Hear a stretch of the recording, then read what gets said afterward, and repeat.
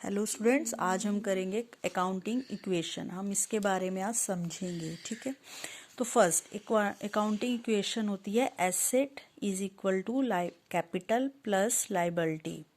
ठीक है, एसेट्स का मतलब है कि ऐसी कोई भी चीज़, ठीक है, जो कि हम बिजनेस के पर्पस से खरीदते हैं, बिजनेस स्टार्ट करने के लिए खरीदते हैं, बिजनेस में लगाने के लिए खरीदते हैं, जिस पर आपका अधिकार है, ठीक है, वो होती है उस ऑर्गेनाइजेशन या उस फर्म की एसेट।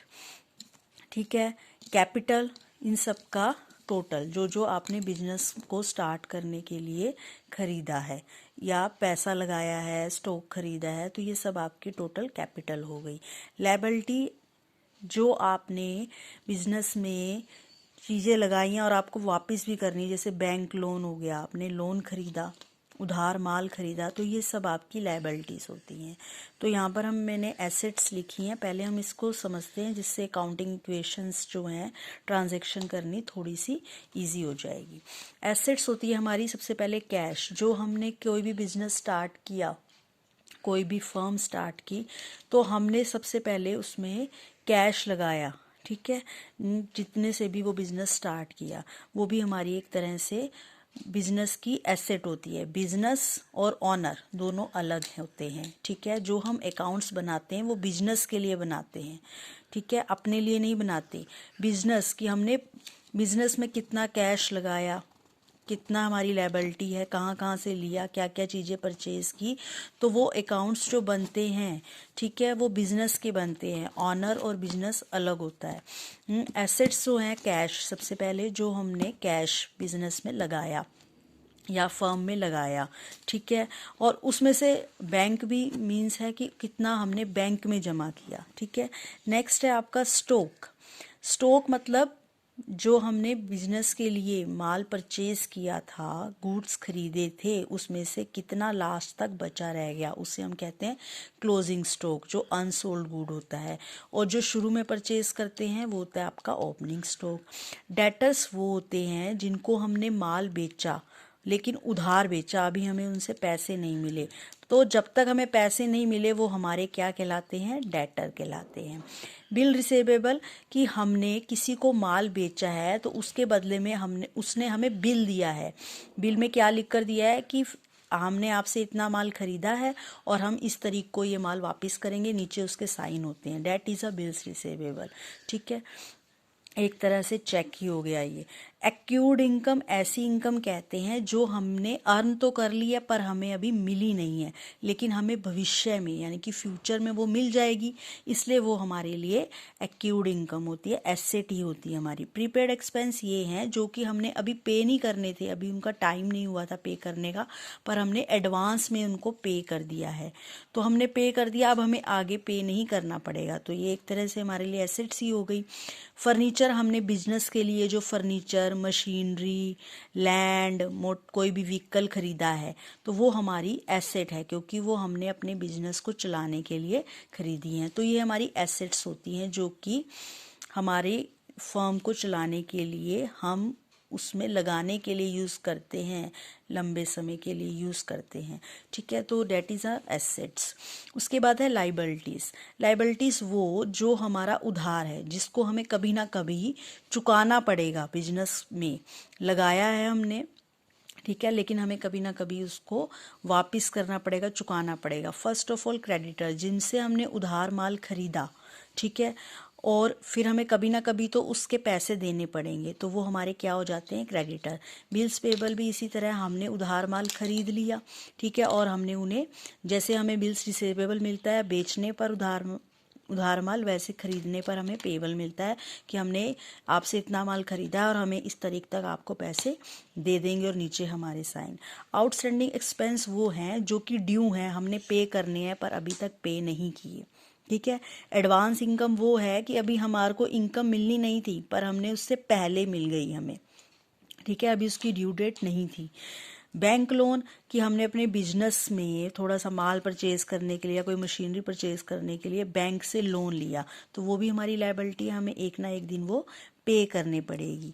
ठीक है, बैंक ओवरड्राफ्ट, की बैंक की एक लिमिट होती है, हमारे जैसे हम 50,000 तक पैसे निकलवा सकते हैं, जबकि हमारे वहाँ 40,000 जमा है, हम 50,000 तक निकलवा सकते हैं, तो that is a bank overdraft.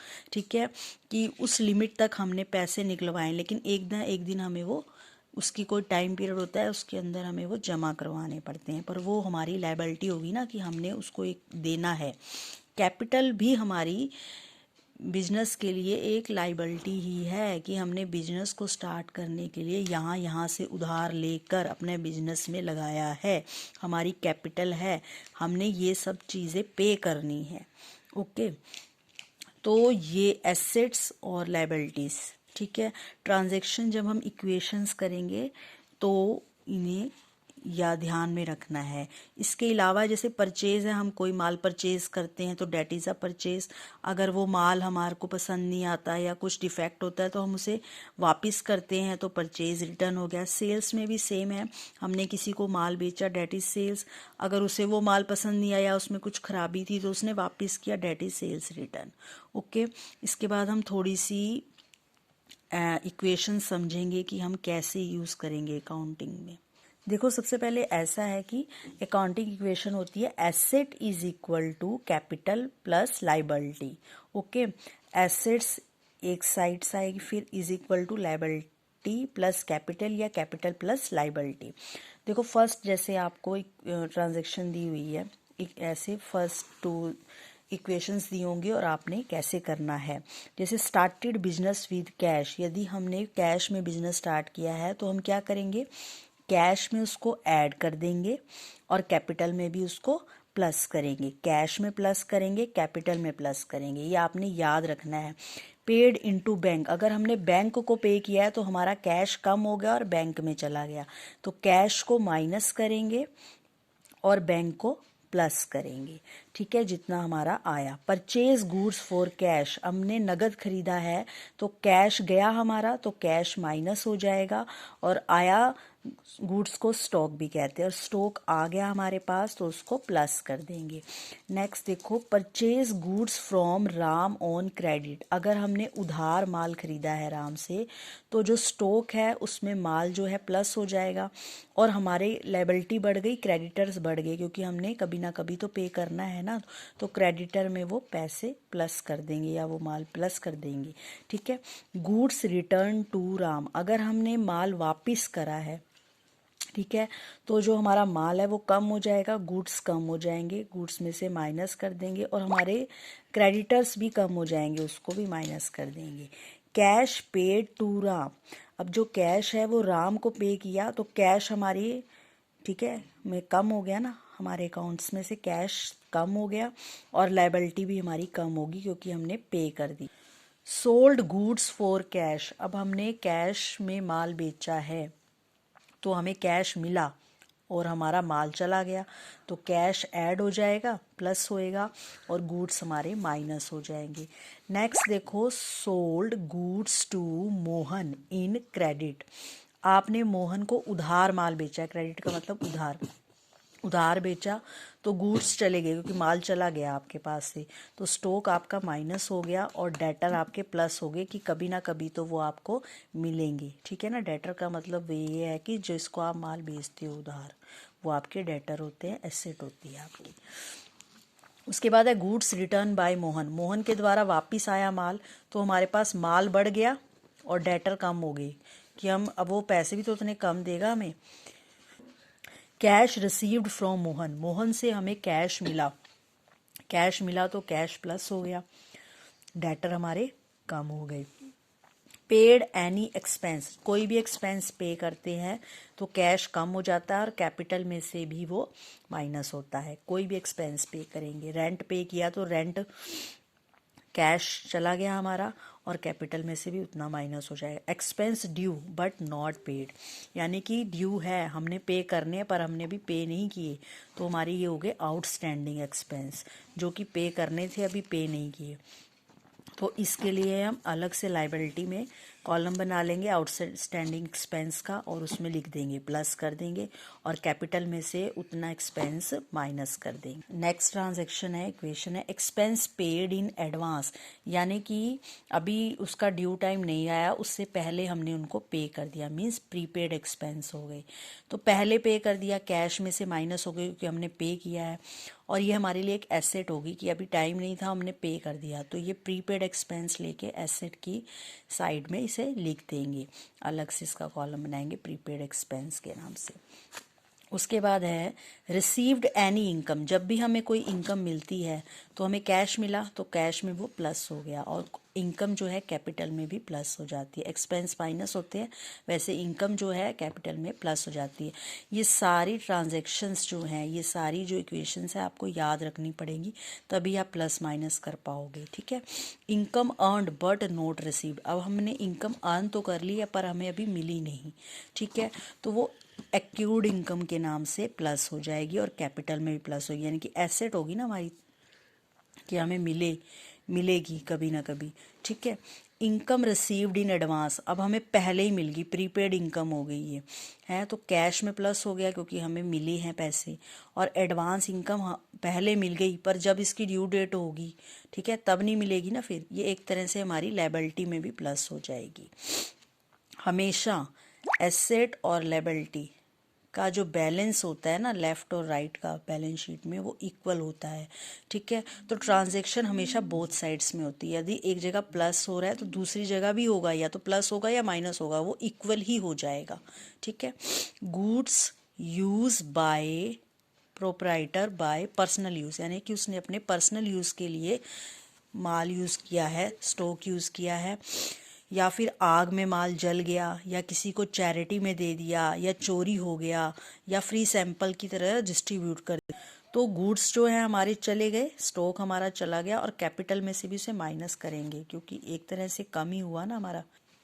Next is purchase machinery, कोई भी एसेट होगी ना, मशीनरी खरीदी हमने, कोई भी मशीनरी खरीदी, चाहे लैंड खरीदी, चाहे फर्नीचर खरीदा, कुछ भी खरीदा, तो वो मशीनरी उस एसेट में प्लस हो जाएगा, और कैश में खरीदा तो हमारा कैश जो चला जाएगा, इसलिए कैश में माइनस हो जाएगी।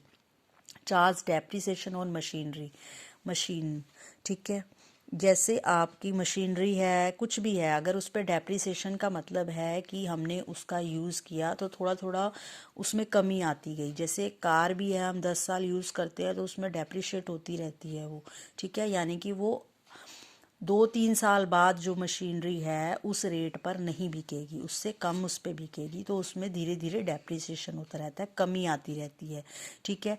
तो इसका ये भी हमारा एक तरह से लॉस ही है, तो ये मशीनरी में से भी डेप्रिसिएशन लेस होता है, और जो लॉस होता है वो कैपिटल में से भी लेस होता है।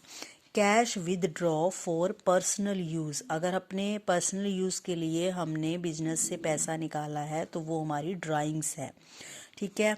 हमने कोई पर्सनल चीज़ खरीदनी, यानी कि मैंने अपने लिए कार खरीदनी है या फ़ोन खरीदना है, तो वो भी ड्राइंग्स ही होगी, हमने पर्सनल यूज़ के लिए फर्म से पैसा निकाला, तो एक तो हमारा कैश कम हो गया, दूसरा हमारा कैपिटल में से भी कम हो जाएगा, ठीक है। चार्ज इंटरेस्ट ऑन ड्राइंग या कैपिटल, अगर ड्राइंग पे इंटरेस्ट लगता है या कैपिटल पे इंटरेस्ट लगता है, तो या तो वो कैपिटल में से प्लस होगा या कैपिटल में से माइनस होगा, ठीक है। Purchase any asset on credit, अगर हम कोई भी एसेट क्रेडिट में खरीदते हैं, उधार खरीदते हैं, machinery, furniture, land and building, कुछ भी उधार खरीदते हैं, तो वो एसेट होती है, एक तो हमारी एसेट्स में प्लस हो जाती है उसी नाम से, जैसे मशीनरी के नाम से उसके नीचे पैसे आ जाएंगे, ठीक है। और जो हमारी लायबिलिटी होती है उसमें भी ऐड हो जाती है, ठीक है। तो आई थिंक्स ये सारी ट्रांजैक्शंस जो हैं, सारी इक्वेशंस हैं, आपको समझ आ गई होगी, इसी के बेस पे आपके सारे सम निकलेंगे। Thank you.